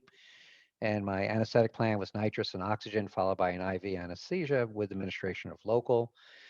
Basically, we start nitrous and oxygen before we start our IVs in our practice. It's maybe a placebo effect, but allows us to oxygenate the patients. It distracts them a little bit, which can't be bad. But, you know, on occasion, I'm sure you've all seen this as well. Starting the IV, she becomes pale, very diaphoretic, and then loses consciousness, you know, slumps back in the chair. At that point, she has a 15 to 30-second seizure, and this young, slight woman basically is rocking our dental chair almost off the floor. So it's a pretty substantial seizure. But by the time we figure out what's happening and you know, come out of it and get rid of our crisis paralysis, the seizure is over, and then she remains obtunded and unarousable. And because she's on all our monitors, we see her heart rate has dropped down to 40, where it was like 75 to start. So I think we all know what's probably going on here, a significant syncopal episode. Hers was so significant that her blood flow to the brain dropped off. So the excitatory neurons were firing unchecked. That led to the seizure. Again, they're self-limiting, but after the seizure has occurred, she remains in this almost post-ictal phase with a very significant vagal response, which is causing her heart rate to be down to 40. And this was her ECG tracing at the time. And if I had some residents in the room, I'd pick on them, but you see a PQRST. It's a fairly nice PQRST. Everything is nice and tight. And we know the rate is 40 because the machine is telling us that. But interesting, you see a P wave with an unconducted QRS, a P wave, QRST, a P wave, and it's unconducted. So it's in a 2-to-1 block. So we can attribute it to the effects of the syncopal episode, a massive vagal response. And if I ask you as far as treatment, she is in a Mobitz heart block. It's a wanky back, although normally you see the increasing length of the PR interval, but when it's a 2-to-1 block, you can't pick that up. Of course, the question is, what is the amount of cardiovascular compromise? And we're next thing, or question you want to ask is, what is her blood pressure? How are we going to treat the bradyarrhythmia management? So get the IV in, give her some fluids. Again, wait it out a little bit, think she's going to pop back up, but she doesn't. She remains unconscious with a slow heart rate. Eventually, because it's symptomatic bradycardia, I did give her 0.8 of atropine. Her rate increased to a regular rate of 72. We had the normal conduction now. We got out of the 2-to-1 block. Her consciousness backs up to normal. And of course, she looks up at me and says, "Oh, are we done yet?" And, you know, the question is now, do you proceed with the case? So, you know, in this situation, a young, very healthy person, we did elect to postpone it. And the reason being is that this vagal tone can persist for another 24 to 48 hours. So that if during my anesthetic, do I need her to kick up her vagal tone or have her good sympathetic tone? Does she have her normal homeostatic mechanisms working very well? Probably not. So it is probably a good idea to postpone it for at least 24 to 48 hours, or, you know, this can occur. And of course, the big question, of course, is what do you do now when you reschedule her, because you still got to go through the same sequence. We had her back, we gave her nitrous and oxygen, we started the IV, and she had this fairly significant vasovagal event. But she is a great candidate for some oral sedation. I've written in the past on the use of triazolam. It's my benzodiazepine of choice for pre-medication. It does take a little bit longer onset than some of the agents such as midazolam or diazepam would be, but it has a shorter duration of action. So this way we tell them to take that an hour or two before they come to the office. We don't need them sedated while they're at the office. We need them to be comfortable before we get them in there. And so that's been working very well, you know, with us. So I'll just make a couple of comments. I talk a little bit about respiratory issues. It's rare that we'll see cardiovascular issues, but again, hypotension versus hypertension. You know, patients will survive hypertension if they come in. You know, we've all taken blood pressures on these 80-year-olds that haven't been to the doc, and they're 220 over 120, and they have no symptoms at all. You call the physician up and they'll say, "Yeah, make an appointment. We'll see her in a month or two." So hypertension is insidious. It's slow. Yes, it's not healthy for the person, but they're probably going to do okay with it. But hypotension, that might be a situation where we need to intervene. And it's interestingly that in the hypertensive patient, when their blood pressure starts to drop off, that's much more concerning. So if we look on the y-axis, we have blood flow, say, to the end organs such as the brain. When someone's blood pressure starts to fall off when they're hypertensive versus normal tension, which is the black curve. So say they start with a mean arterial pressure of say 80, and then all of a sudden they start to come back. What happens though if their mean arterial pressure drops down to say 55, you can see the significant difference in the amount of blood flow that you're going to get in someone who has had a history of chronic hypertension. So the brain, the kidneys, and things like that will really suffer at a significantly more level than if someone is a normal tensive person to start. So we do want to treat hypotension much more aggressively. There are 3 causes. I'm going to whip through these pretty quick. Inadequate venous return, hypovolemia, blood loss. And we did look at hypovolemia a few years ago and basically reconstituted or fluid resuscitated patients. And in the past, remember, we always told people don't eat or drink anything after midnight. But now, as in my practice, I'm sure yours, you might be doing cases at 1, 2 in the afternoon. And do you want people really not eating or drinking for the 12 hours or more beforehand? So we know clear liquids up until 2 hours ahead of time. It does require we give them a menu. You can have apple juice, but you can't have orange juice. You can have coffee, but no cream in your coffee. You can put sugar in your coffee. So it's more of an aggravation. And yes, it's easier to say nothing to eat or drink because that's easier, but it's probably not as good. And at our children's hospital now, they are advised that when they get the call to come to the hospital, they're supposed to give the kid as much as they can drink clear liquids before as they leave home so that they're more hydrated when they get to the hospital. And we found in our groups of patients, they did feel better as well too. So you could have inadequate venous return, basically you give them fluids. It could be due to decreased cardiac function. Not much we can do about that. We can try and treat arrhythmias and ischemia, consider steroids or having a few events and reports of a steroid crisis, but it's pretty rare. And then always, of course, the question about diffusion hypoxia, does that occur? And we know with our fairly open systems, we're not going to see very much of that. So I'm going to spin through this and I'll send you guys that. I just want to make 2 comments about let me shoot up ahead here a little bit. To here. So if I can tell from current slide. Yep. So basically, one last thing I just want to mention is that I am involved with Bob Bozak, Mike Rollert, Jason Brady, and Roy Stevens on this Dental Patient Safety Foundation. Basically allows case reporting so we can learn from each other from these infrequent events. Cases can be reported confidentially and anonymously. They're not able to be de-identified. They're not able to be subpoenaed or used for any kind of medical, legal, or licensing agency to get the data back. So if you have a case you wanted to report, you can put it up on the case. And basically what we do is distill these down, de-identify them, and then present them so that we can all learn from each other. You can subscribe to the Dental Patient Safety Foundation, dentalpatientsafety.org. It's free to subscribe. You'll get an alert when cases are published. Bob Bozak publishes one about a fire with nitrous oxide, which is very interesting. And one I didn't even know about. I was using the laser left and right on my patients with nitrous oxide doing frenectomies. And so, this unfortunate event happened in his area. The patient was kind enough to allow us to report it. You can see her face and her burn, and a learning thing. So hopefully it doesn't happen. But yet, children have died in fires in dental offices. There have been 2 of them in January and 1 in February. So it still happens, but hopefully we get the word out and disseminate this information. So cases are de-identified. This is the website. And again, if you'd like to poke around, subscribe. Again, there's no charge and no cost to do that.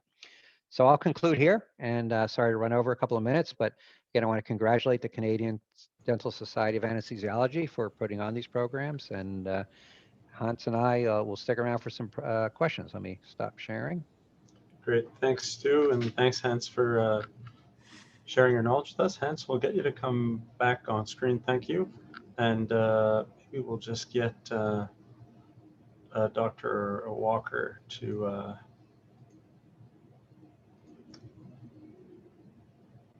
join us. So great. So we now move into the question and answer segment of our evening, and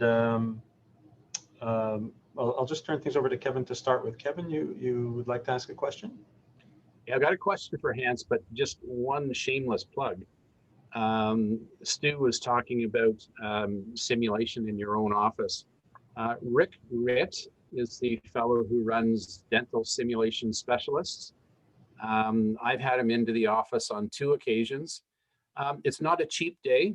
You know, you close your office for a day, there's a loss. And Rick comes from Chicago, so there's transit time and all that kind of stuff. And then there's the change on the dollar. And with now we don't have a Canadian border open, so that's kind of a moot point. But it's an excellent team building day. It gets you into the mode of thinking about emergencies and getting your staff into the mode of thinking of emergencies. So anyone who wants to look into that, don't hesitate, give me a shout, give Stu a shout.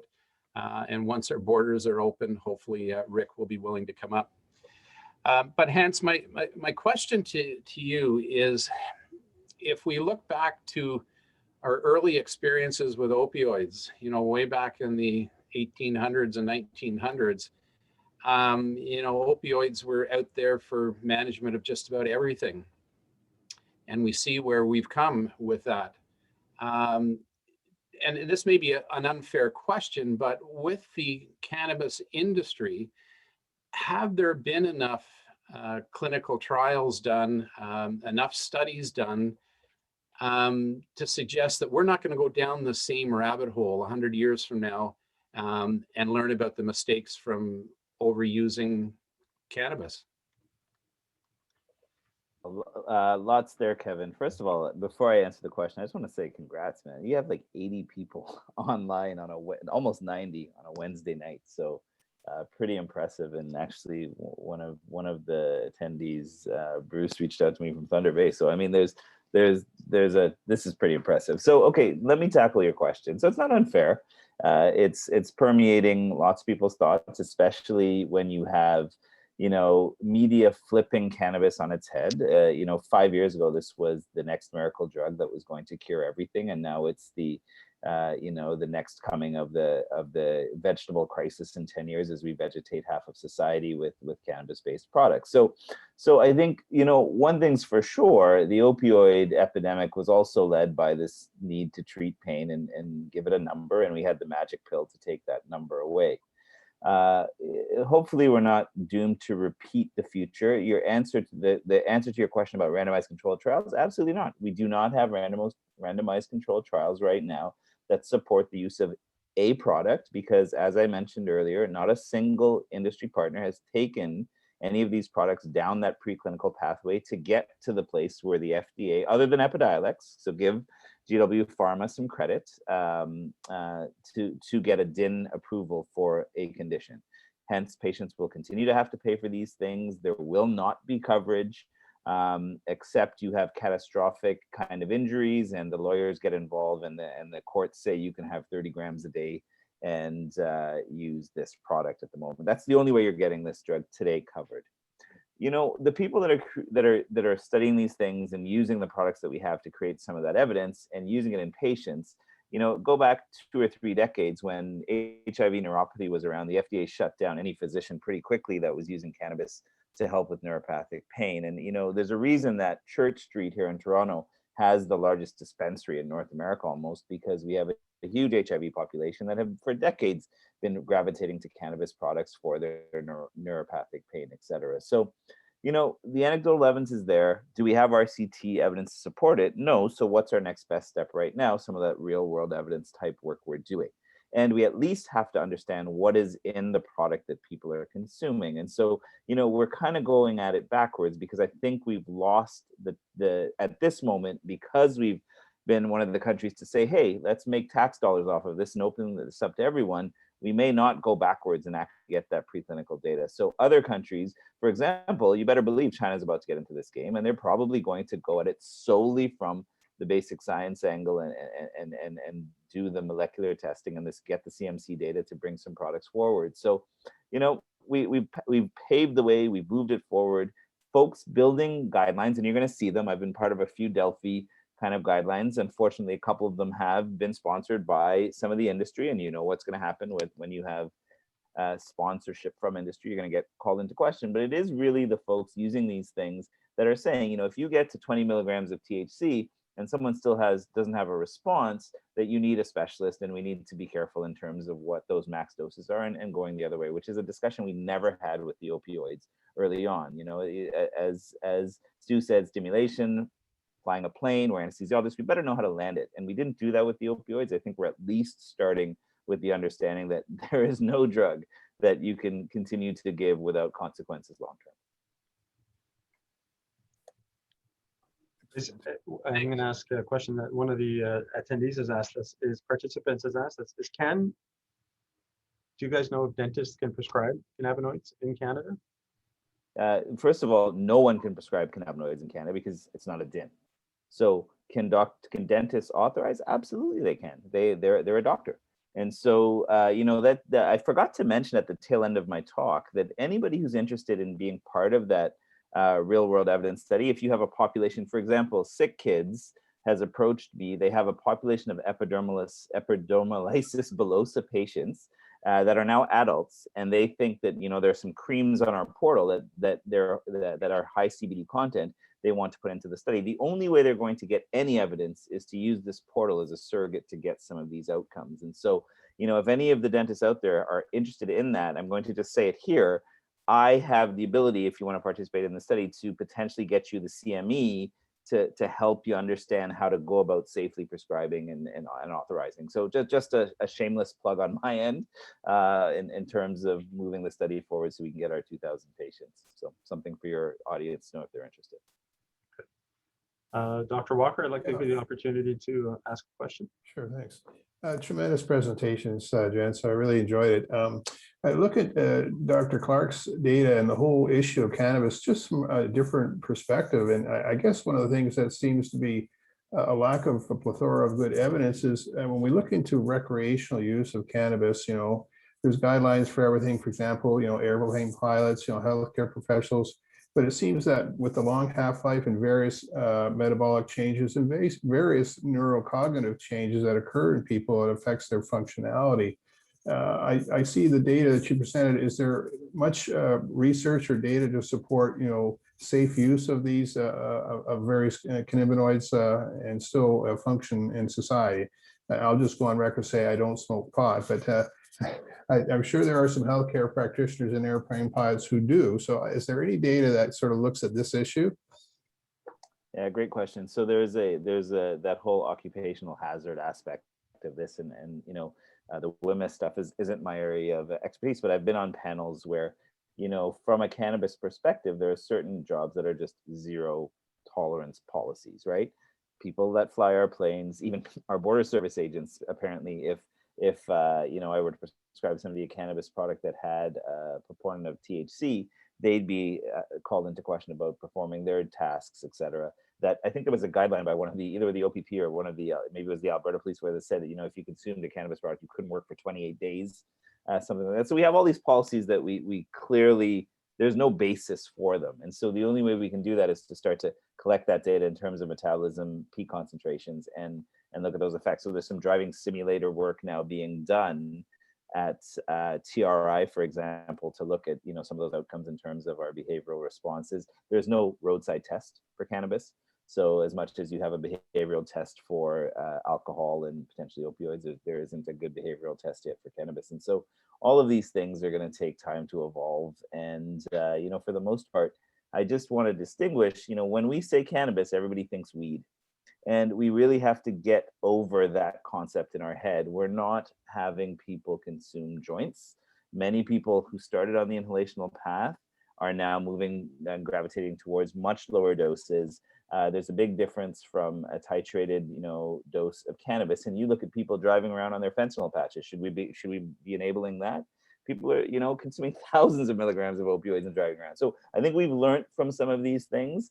1.5 grams of 27% cannabis is a THC-based product is completely different to 0.5 milligrams of a THC-based product in an adult brain. And so, you know, we really have to start to figure this out in a more graduated fashion.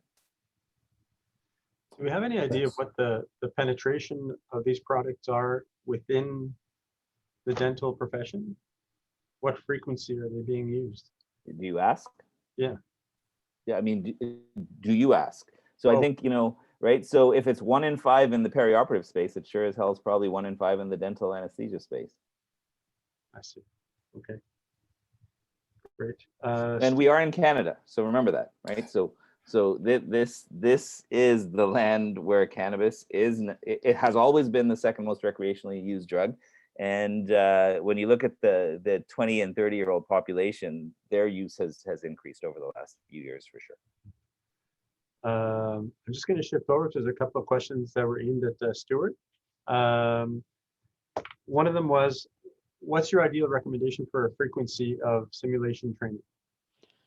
Well, it's like apple pie, as much as you can, but I would say some sort of a drill yearly on a formal basis. We do what Kevin does is have Rick come up to the office, and that's a high-end thing. But getting that airway Larry costs us about $500. We tend to do that quarterly, and then I would say a little bit more ad hoc of, again, going through a drug that's going to be expired that we're going to get rid of, and again having the staff break it open, draw it up, explain why you would use it, what would be the scenario, and have someone actually do the psychomotor task of getting it out of the vial into the syringe and handing it to you.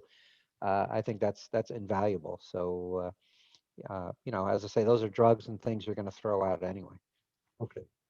I was thinking I would just have Kevin come to my office. It's a lot less expensive. Yeah, I don't know. He It'd be much drinks more economical. He drinks very good red wine though, so it might cost you more in the end. That we can handle. There's a question here regarding for Stuart regarding propofol, and I'm going to try to rephrase this. So for a compromised patient, what's your point of view on giving propofol that can be that weans off faster but has no reversal agent, versus midazolam, which is a very low respiratory depressant but has a reversal agent that is relatively benign, as opposed to Narcan, for example? Right. So I think the person is alluding to potentially the safety issue of those medications.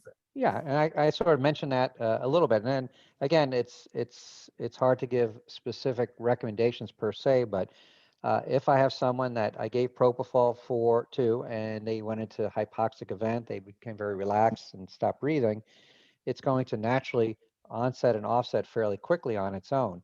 And if you think about getting midazolam in there, and I'm sure we've all had the case where you've given someone some midazolam, they become very apneic. You may have only given 1 milligram or 2 milligrams, and it just has to do with the neuroscience that everybody's different. People's receptors in their brains are different, and right now we don't yet, though we may someday have good genetic testing that will tell you.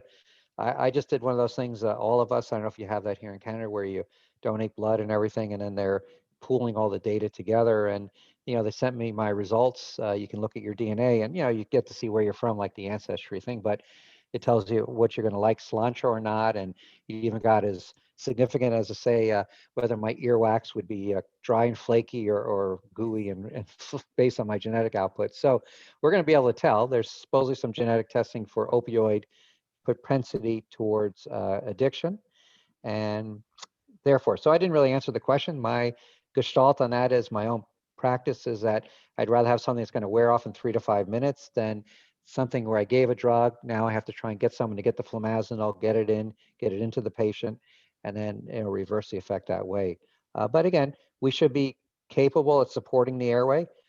We should have those skills, the equipment necessary, and so there's no hard and fast rule on that. But I've gone more with the obese patients, get them a little bit of midazolam, get them some propofol, 30 to 50 milligrams, go ahead and get my local in, let them come back a little bit and explain to them and tell them, and it says it on our anesthetic sheet, that we're doing this under an office anesthetic. You'll be comfortable and relaxed. You may have still some recollection because there are lawsuits, and in the anesthesia field, recollection under anesthesia is now one of their biggest claims, at least in the States. And so we don't want to overpromise. And there have been claims that U.S. oral surgeons have had the face of, you told me I was going to be asleep and I remember this and I felt this and I felt that. So just like we do informed consent with all the other things, we should really be informing the patient what level of sedation, what they can expect. And in most cases, they'll have no recollection, but we don't promise that. Kevin, Dave, any other questions? that you guys might have? I would just echo Stuart's, a great talk on things, on a couple of things in particular. One is the baby boomers get a lot older, and even the generation past us, we are seeing far more medically compromised patients in our offices. And without a doubt, determining that they're stable or unstable for us to do what we do. As you mentioned, every single complication that we could have in a 17 or 18-year-old healthy patient, you have a wide margin of error. And the 85-year-old, 2 MIs, unstable blood pressure, poorly controlled diabetic with ankylosed teeth that are infected to take out. The battle of taking care of those patients in a safe way and staying within those narrow margins of safety is becoming increasingly challenging. And I echo your sentiments completely. The older we are and the more mistakes we make, fortunately, no one's dead. Knowing when to stop is much safer than progressing into a bad airway situation that gets into a worse airway situation. I've done the exact same thing, got the uppers out. This airway is just getting worse. The patient's not manageable. Whatever I'm doing, narcotics, propofol, everything, I just can't keep that airway. Time to stop and turn on 100% oxygen, maybe reverse and come for another day, maybe in hospital with an intubated anesthetic. But those are really super important points to be made in this day and age. When I was young, I thought I could do anything. And as I get older, I realize there's many things I can't do. And it's actually the time of making your own mistakes, unfortunately not killing anyone, but when the risks are getting higher and higher on the patient populations that we're seeing. Yeah. David, I had a question for you. What is that over your shoulder on the wall behind you? That's my 911 phone. Okay. I haven't seen those in a while. Yeah, it's an old condo. So if there are no further questions, I'd really like to thank, first of all, our speakers for your very informative presentations. Much appreciated. I would really like to thank the participants, our CDSA and COMS members who've joined us in great numbers tonight. We really appreciate your loyalty in participating in these webinars. I'd like to specifically thank our sponsors, the CDSA, CB Medical, and TRH Services, and of course our speakers. I'd like to remind everybody that our next educational webinar will be on Wednesday, April 27th at 7 p.m. Please join us in listening to Dr. Clayton Davis from Kingsway Oral Surgery in Edmonton. His session is entitled TMJ, How to Make It Less Painful for You and the Patient.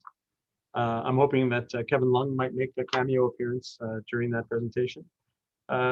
His session will be supported by Zimmer Biomet, and following his presentation, you're invited to listen to Lee Hansen at a BYOS or at a BYOS. If you can guess, that's Bring Your Own Scotch session. Unfortunately, that's not tonight. That's on April 21st at 7 p.m. Watch our upcoming newsletters for the link to attend that April 21st session. And with that, I'd like to have, I think Kevin wanted to share something on screen for us. So Kevin, if you'll do that. Great. So I hope we don't lose any more participants